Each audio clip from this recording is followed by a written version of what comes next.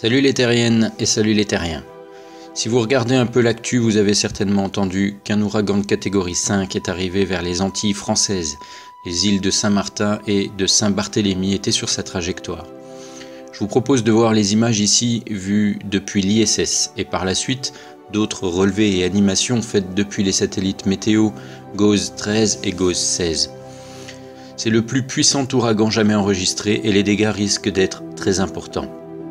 Sa trajectoire future n'est pas encore connue précisément, il pourra peut-être se diriger vers la Floride, mais va certainement passer près de la République dominicaine et de Cuba avant d'arriver sur les côtes américaines. Sa vitesse de déplacement est assez lente, de l'ordre de 25 km/h, par contre les vents à l'intérieur de l'ouragan peuvent dépasser les 300 km/h. Je vous laisse imaginer, ça doit être très impressionnant. Pourquoi je vous parle de ça? Quel rapport avec la Terre plate? Eh bien, il me semble que certains osent prétendre que l'ISS et les satellites n'existent pas. Je leur pose alors la question, comment avons-nous la possibilité d'avoir ces images, ces informations, ces animations quasiment en temps réel? Comment avons-nous la possibilité de prévenir la population qu'un ouragan arrive sur eux, avec une estimation de la vitesse des vents, des précipitations et de sa trajectoire si nous n'avons pas de satellites? Ce sont certainement des ballons, c'est ça. Et les ballons sont à quelle altitude pour nous montrer ces images? Et ils ne bougent pas. Ils sont positionnés au bon endroit, comme par hasard. Alors que les satellites sont là, géostationnaires ou pas, depuis des décennies, et peuvent nous envoyer ces informations en temps réel de n'importe quel endroit de la planète. Ces images ne sont-elles pas des preuves suffisantes de leur existence? Ce sont peut-être des CGI aussi, faites en 10 minutes à l'arrache et qui correspondent parfaitement à ce qui est observé sur place par les habitants et les journalistes. Sont trop forts ces développeurs de la NASA. Il y a quelques jours, nous avons pu avoir les mêmes genres d'images de l'ouragan Harvey qui s'est abattu au Texas. Nous avons également des images filmées depuis l'ISS et les animations satellites qui ont permis de prévenir la population. Ça n'empêche pas les dégâts, c'est sûr, mais sans ces prévisions satellitaires, ces derniers seraient bien pires, surtout au niveau humain. Le nombre de morts ne serait certainement pas le même si nous ne pouvions pas prévoir ces événements. Même les images du satellite Discover du 1er septembre montraient déjà la formation de l'ouragan Irma.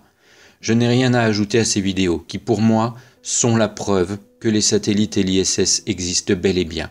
Et heureusement. Voilà, je vous laisse profiter de ces images. Ciao les terriennes, ciao les terriens.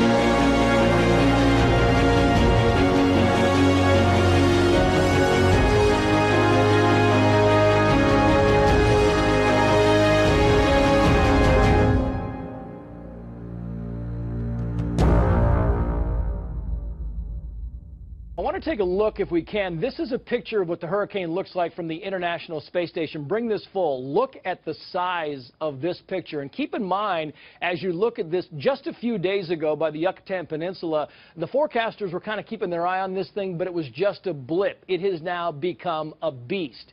It is a Category 3 right now. Rick Reichmuth says it could be a Category 4 by the time it makes landfall. This thing is now reaching from the area of Corpus Christi in the south of Texas all the way up to the border with Louisiana. That's how big this thing is. It's not just a wind event. Right now, top speed 120 miles per hour. Once it moves on land, it could actually stay there and sit for days and days. Anywhere between 25 and 50 inches of rain, depending on where you are, could be dropped. And then don't even get us started about what they call the double dip effect, meaning that it could be pushed back into the Gulf of Mexico and then make landfall again somewhere north of where it made landfall the first time.